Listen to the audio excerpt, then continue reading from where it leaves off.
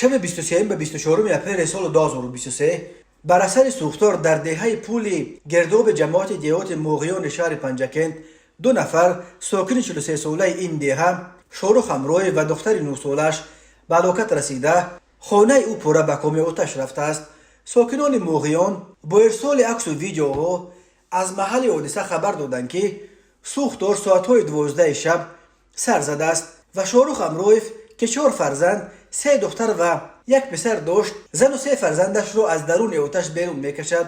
او سپس برای بیرون آوردن دخترچه‌اش 2 بار خود را به درون آتش میزند و موفق میشود که دخترچه‌اش را هم بیرون میارد، ولی نقل میکنند ساکنان موغیان هر دو هم پدر و هم دختر بعد رهیدن از کام آتش در روی حولی ظاهراً به علت نفس کشیدن دود زیاد و سوختن بدنشان در پیش چشمان مردم جان دادند.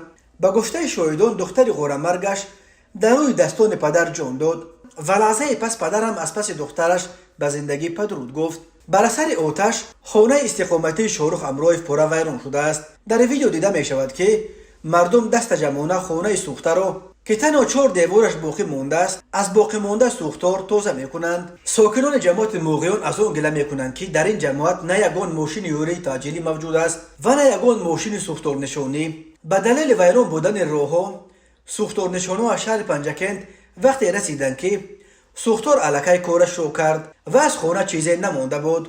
شاروخ امرویف سال تولدش 1980 پسر رئیس سابق کلخاز موغیان شادروان مرادخل امرویف بود. او مثل اکثر دیگر هموطنانش هر سال برای مهاجرت کاری به روسیه میرفت و از همین حساب پولی از مردکاری به دست آورده‌اش روزگار عائله خود را پیش می برد. بر اثر این آفت این عائله از سرابان اساسی خود محروم شد. هر سال در تاجیکستان بر اثر سوختار 10 خانه و مغازه و کارخانه و بازارها به کام آتش می روند.